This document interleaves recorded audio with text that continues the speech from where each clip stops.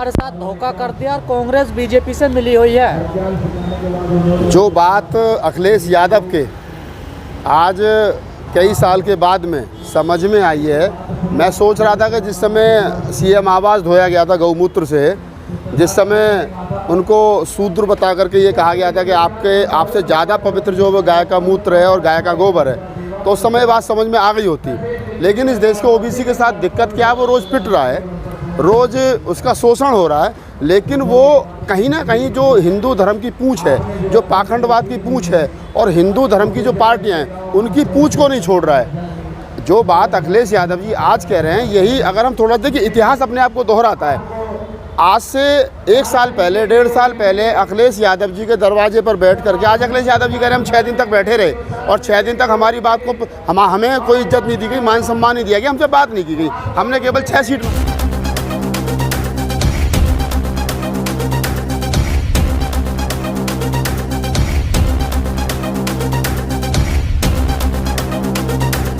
मांगी थी मध्य प्रदेश में।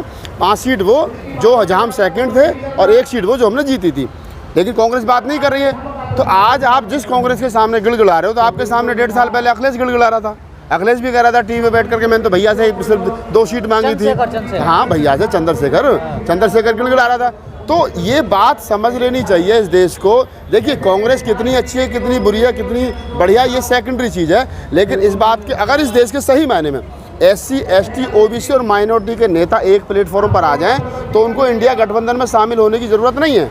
उनको फिर कांग्रेस के पीछे होगी। अगर RJD, JDU, Samajwadi party, Bahujan Samaj party और चाहे क्या नाम है वो और बहुत सारे लोग हैं SC, ST, OBC माइनॉरिटी के जो नेता हैं, अगर वो एक मंच पर ईमानदारी से आ जाएंगे तो निसंकोच रूप से ये लोग तीसरी ताकत बन जाएंगे। और हो सकता है जब चुनाव हो, परिणाम आए, तो सेकंड लार्जेस्ट गठबंधन हो। लेकिन हो क्या रहा है कि कांग्रेस को माई बाप मान रखा है, और कांग्रेस को माई बाप मान करके कांग्रेस को माई बाप भी लोग मान रहे हैं, और कांग्रेस इस देश के अंदर सरकार भी बनाना चाहती है राहुल गांधी जी के नेतृत्व में या मल्लिकार्जुन खड़गे जी के नेतृत्व में। लेकिन कांग्रेस कहीं ना कहीं बड़ा दिल भी नहीं दिखा रही है।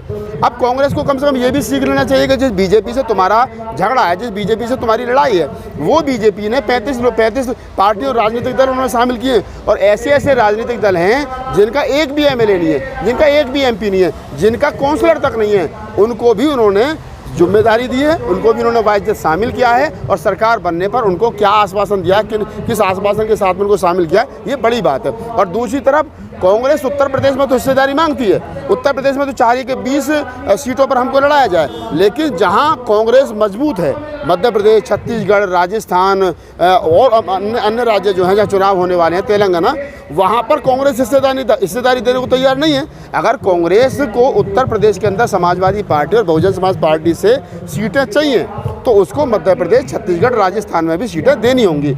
और मध्य प्रदेश का तो ये हाल है गजेंद्र जी कि मध्य प्रदेश में पिछली बार 2018 का जो चुनाव हुआ था, उसमें बहुजन समाज पार्टी लगभग 65 सीटों पर दूसरे और तीसरे नंबर पर रही थी और 6-7 सीट वो जीती थी। तो अब 65 सीटों पर तो बहुजन समाज पार्टी की दावेदारी बनती है। 65 सीट अगर आप बसपा को दोगे, 65 नहीं दोगे तो 40 दोगे, 50 दोगे, तो कहीं ना कहीं बैठ करके तो बात करनी पड़ेगी। अभी क्या है कि JJP के साथ में बहुजन समाज पार्टी ने मध्य प्रदेश में गठबंधन किया है। JJP जो है वहाँ पर आदिवासी समाज की एक बड़ी पार्टी है, बड़ा राजनीतिक दल है। JJP और बसपा, आज आप नवोदय टाइम्स अखबार उठा करके देख लीजिए, उसका सेकंड पेज का हाफ जो है वो पूरा भरा हुआ है बहुजन समाज पार्टी और JJP के पक्ष में।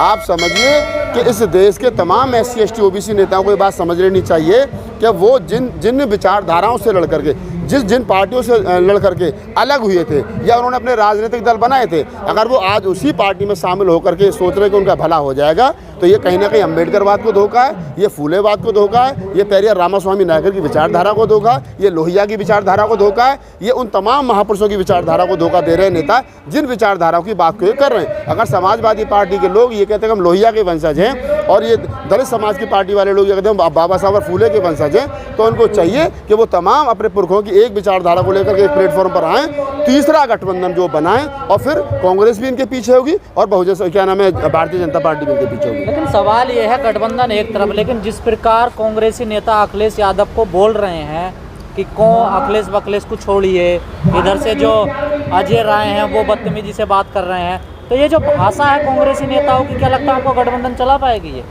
जो कांग्रेस ये नारा देती हो कि लड़की हूँ लड़ सकती हूँ उत्तर प्रदेश के अंदर प्रियंका गांधी जी, और उन्हीं के नाम को लेकर के अर्चना गौतम बिग बॉस में जाकर के कांग्रेस का पक्ष रखती हो, जो अर्चना गौतम प्रियंका गांधी को बड़ी दीदी कहती हो, और वही क्या नाम है अर्चना गौतम जब प्रियंका गांधी से मिलने के लिए अपनी फैमिली के साथ आती हो और प्रियंका गांधी का जो क्या नाम है निजी सचिव है वो उसके साथ मारपीट करता हो, उस सचिव के खिलाफ, निजी सचिव के खिलाफ कार्रवाई करने के बजाय अर्चना गौतम को पार्टी से निकाल दिया जाता हो, तो आप समझ लेना चाहिए कि पार्टी चाहे कांग्रेस हो चाहे बीजेपी हो, वहाँ पर जो बड़ी कुर्सियों पर लोग बैठे हैं वो आरएसएस के ही प्यादे हैं, वो आरएसएस के ही उनके, चाहे कांग्रेस के लोग हैं चाहे आम आदमी पार्टी के लोग हैं। कच्चा जो है वो सबका खाकी है, और जिसका कच्चा खाकी है उसकी विचारधारा आरएसएस से मेल करती है। इसलिए मैं तमाम लोगों से कहता हूँ कि कांग्रेस को वोट देने का मतलब, आप अगर ये सोचते हो कि हमको बीजेपी हरानी है इसलिए हम कांग्रेस को वोट दे दो, अच्छी बात है दे दो, लेकिन कांग्रेस को सत्ता में लाने के बाद भी क्या इस देश के अंदर अम्बेडकरवाद, फूलेवाद या इस देश के SC ST OBC माइनॉरिटी के लोगों के हक हकूक जो वो रह पाएंगे, ये बड़ी बात है। हो सकता है कांग्रेस को सत्ता में लाने के बाद में आपको एक लड़ाई कांग्रेस से ही लड़नी पड़े, फिर ये भी एक बड़ी बात है। तो कांग्रेस क्या आपके हक हकूक देगी? राहुल गांधी पत्रकारों से तो ये पूछ लेते कि आप में कितने SC ST OBC के हैं। राहुल गांधी जातिगत जनगणना के आंकड़े आने के बाद तो कहते हैं कि जी जो निजी सचिव उनमें सिर्फ 3 OBC के, लेकिन अभी जरा ये भी देख लो कि मध्य प्रदेश और राजस्थान में जो कांग्रेस ने टिकट बांटे हैं, टिकटों का बंटवारा किया है, उसमें कितनी हिस्सेदारी दी है। एक तरफ तो कांग्रेस कह रही है कि महिला आरक्षण जो बिल आया उसके समर्थन में, तो उन्होंने अब कितनी महिलाओं को टिकट दिया है? क्या इस उत्तर प्रदेश, क्या मध्य प्रदेश और छत्तीसगढ़ में OBC का मुख्यमंत्री बनाएगी कांग्रेस? घोषणा करेगी क्या? एक में OBC का, एक में दलित समाज का मुख्यमंत्री बनाएगी कांग्रेस? घोषणा करे? वो ऐसा नहीं करेगी, क्योंकि उनको भी पता है उनके जो शीर्ष नेतृत्व है वो भी कहीं ना कहीं उन्हीं मनुवादियों के हाथ में है, जिस मनुवादियों से इस देश के SC ST OBC का झगड़ा है। कमलनाथ मुख्यमंत्री रहे हैं और अखिलेश यादव भी मुख्यमंत्री रहे हैं। कमलनाथ की ये भाषा शोभा देती है, छोड़िए अखिलेश बखलेश को, अगर गठबंधन पे उनसे सवाल पूछा। देखिए, मैं ये कह रहा हूँ कि अगर कमलनाथ ये कहते हैं कि छोड़िए अखिलेश बखलेश को, तो ये उनका अहंकार बोल रहा है। उनको लग रहा है कि नहीं अब तो क्या नाम है वहाँ पर मध्य प्रदेश, छत्तीसगढ़ में, राजस्थान में जो है वो SC ST एक तरफा तुम्हें वोट करेगा, दलितों का शोषण हो रहा है, तमाम बातें हैं, और अब तो तुम मुख्यमंत्री बने बैठे हो, अब तो तुम्हारी सरकार बनेगी। तो ये जो सपने हैं ना, ये सपने हैं। चुनाव वोटिंग से एक दिन पहले तय होता है। अगर वो उनकी भाषा इस प्रकार की है, उत्तर प्रदेश के कांग्रेस के अध्यक्ष अजय राय की भाषा इस प्रकार की है कि वो अखिलेश यादव को मतलब कहीं ना कहीं इग्नोर कर रहे हैं या उनको बेइज्जत करें। हालांकि देखो, मैं फिर कह रहा हूँ, अखिलेश यादव इस बात के लिए डिजर्व करते हैं। अखिलेश यादव बेइज्जती अगर उनकी हो रही है तो वो डिजर्व करते हैं। अखिलेश यादव इतनी बार अपमानित होने के बाद में, और आज भी वो मुलायम सिंह यादव जी की डेथ के बाद में सारे कर्मकांड ब्राह्मणों के हाथों से करा रहे हैं, उन्हीं प्रकाश के लोगों से के हाथों से करा रहे हैं, जिनकी वजह से वो शोषण उनका हो रहा है। और आज भी जो उनको गाली बक रहे हैं कौन लोग हैं? अरे वही लोग तो हैं जो मनुवादी लोग हैं। और फिर कहें साहब हमें सम्मान नहीं मिल रहा है। तो तुम दुश्मन से सम्मान की उम्मीद करोगे तो ये कहीं ना कहीं गलत है। आपको सम्मान की उम्मीद करनी तो अपने ही लोगों से करनी पड़ेगी, और अपने ही लोगों के बीच में अपने लोगों को सम्मान देना पड़ेगा और अपने लोगों से सम्मान लेना पड़ेगा। तो ऐसा लगता है इन बातों से तो बहन जी ठीक रास्ते पर हैं। देखिए, जो कह रही हैं वो ठीक कह रही हैं। देखिए, मैं क्या कह रहा हूँ, बहन कुमारी मायावती जी की राजनीति को जितना मैं समझ रहा हूँ, 40 साल से राजनीति में बहन जी हैं, तो ऐसा तो नहीं है कि उनको राजनीति समझ नहीं है। 4 बार मुख्यमंत्री रही हैं, बड़ी नेशनल पार्टी की नेशनल प्रेसिडेंट है, तो उनको भी राजनीतिक समझ है। अब वो किस कारण से कर रहे हैं? कुछ लोग कहते हैं कि जी बीजेपी के दबाव में है, ED के दबाव में है, फलाना दबाव है, ढिमाका दबाव है। मैं मान सकता हूं कि कुछ ऐसी बातें हो सकती हैं, लेकिन इसके साथ साथ समाज को भी सुरक्षित रखना है, पार्टी को भी सुरक्षित रखना है, और सबसे बड़ी चीज़ है कि कहीं जाकर के पार्टी चले ना चले। देखिए, पार्टी रहे ना रहे, राजनीति चले ना चले, एक तो समाज का जो मान सम्मान है वो कभी दांव पर नहीं लगने दिया आज तक बहन जी ने। मैं बहन जी का विरोध भी करता हूँ बहुत सारी जगह, बहन जी का सम्मान भी करता हूँ। बहन जी का सम्मान अगर मैं आज कर रहा हूँ तो वो इसलिए भी कर रहा हूँ कि बहन जी ने कभी भी समाज के मान सम्मान के साथ कोई समझौता नहीं किया। अगर वो जाकर के इंडिया गठबंधन में अभी तक शामिल नहीं हुई हैं, हो सकता है चुनाव से पहले हो भी जाए, बहुत सारी चीज़ें भविष्य गर्म में, लेकिन अगर वो नहीं हुई हैं और कह रही हैं हम अकेले लड़ेंगे, तो वो शायद इसलिए कह रही हैं क्योंकि जितना मान सम्मान, जितनी दावेदारी, जितनी हिस्सेदारी बहुजन समाज पार्टी को इंडिया गठबंधन को देनी चाहिए थी, उतनी नहीं मिली है। और मैं ये भी जानता हूँ अंदर की बात कि बहन जी और सोनिया गांधी जी बहुत अच्छी मित्र भी हैं, बहुत अच्छी दोस्त हैं, उनकी बातचीत भी आपस में होती है। तो फिर क्या कारण है? और प्रियंका गांधी बहन जी से अभी हाल ही में मिली भी थी, तो फिर क्या कारण है कि इन सारी चीज़ों के चलते बहन जी जो है वो कहीं ना कहीं इंडिया गठबंधन से दूरी बनाई हुई है। क्यों? क्योंकि जो सम्मान, जो मान सम्मान, जो इज्जत समाज को, पार्टी को और बहन जी को मिलनी चाहिए थी, उनको लग रहा है कि वो इंडिया गठबंधन में नहीं मिल रहा है। तो नहीं मिल रहा तो साथ इसके चलते नहीं ये हो रहा। सारी पार्टियां तो कांग्रेस के खिलाफ ही बनी ना, चाहे जदयू हो, आरजेडी हो, सपा हो, बसपा हो, और आज ही कांग्रेस के साथ जा रही थी। उनकी विचारधारा कहाँ चली गई? देखिए गजेंद्र जी, ये 2-3 चीज़ें हैं। जब कांग्रेस चरम पे थी 80 के दशक में, 80 तक, तो नारा लगता था इस देश के अंदर, India is Indira, Indira is India.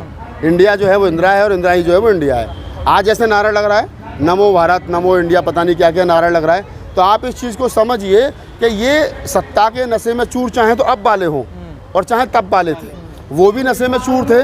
वो नशे में चूर थे तो आज उनका ये हाल हुआ कि आज विपक्ष में बैठने लायक नहीं बचे। और आज जो नशे में चूर हैं, ठीक है, वो भी ये सच्चाई है कि ये भी कल नहीं रहेंगे। उर्दू का शेर है कि तुमसे पहले जो है एक तख्ता नसी था, उसको भी अपने खुदा होने पर इतना ही यकीन था।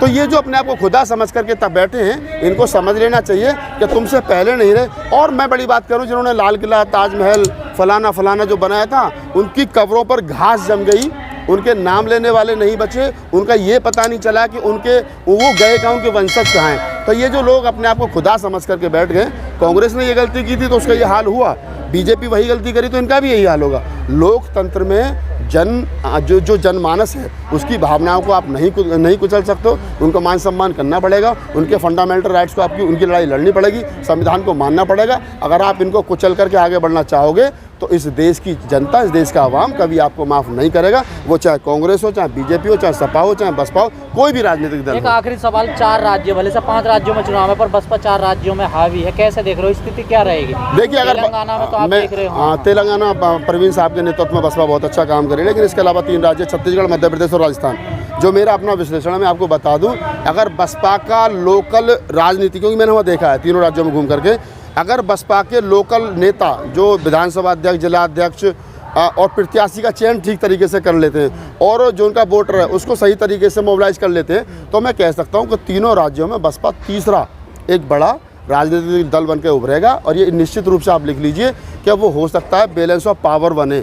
और मैं एक हमेशा से बसपा को एक सलाह देता हूँ, हालांकि मैं सलाह देने की स्थिति में नहीं हूँ, बहन जी स्वतः निर्णय लें, लेकिन मैं कहता हूँ कि अगर आपके हर स्टेट में 10-10, 5-5 MLA जीत करके आते हैं, 20-20 जीत करके आते हैं, हमारी शुभकामनाएं ज़्यादा से ज़्यादा हैं। तो इस बार बाहर से किसी पार्टी को समर्थन मत दीजिए, अपने लोगों को मिनिस्टर बनाइए, अपने लोगों को चेयरमैन बनाइए, उनको वहाँ सत्ता में शामिल हुई है। जब आप लोग सत्ता में शामिल होंगे तो आपके पहली बात तो कि विधायक नहीं भागेंगे, और दूसरा ये वो पावर में रहेंगे तो अपने लोगों का भला भी कर पाएंगे।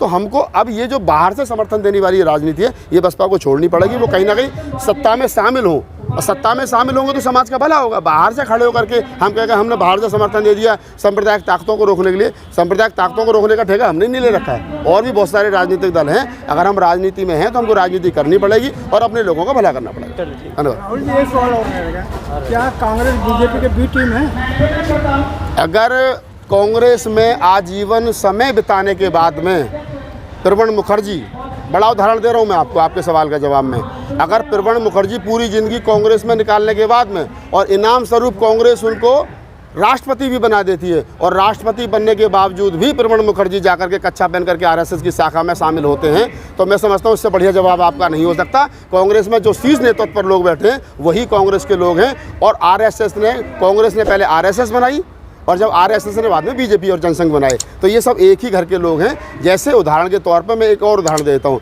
कपिल मिश्रा दिल्ली में कपिल मिश्रा का नाम सुना था, आजकल बीजेपी में, पहले आम आदमी पार्टी में जल मिनिस्टर हुआ करते थे, वो आम आदमी पार्टी में मिनिस्टर हुआ करते थे। उनकी मम्मी अन्नपूर्ण मिश्रा बीजेपी में महापौर हुआ करती थी, उनका छोटे वाला भाई कांग्रेस में हुआ करता था। तो ये ब्राह्मणों से सीख लो, वो 4 भाई 4 पार्टियों में रहते हैं, शाम को एक ही जगह बैठ करके खाना खाते हैं, विचारधारा सब में एक ही जैसे, सब में एक ही खून है। बस इतनी सी बात समझ में आ जानी चाहिए। ऐसे तो फिर स्वामी प्रसाद मौर्य की बेटी भी बीजेपी में है और वो समाजवादी पार्टी में है।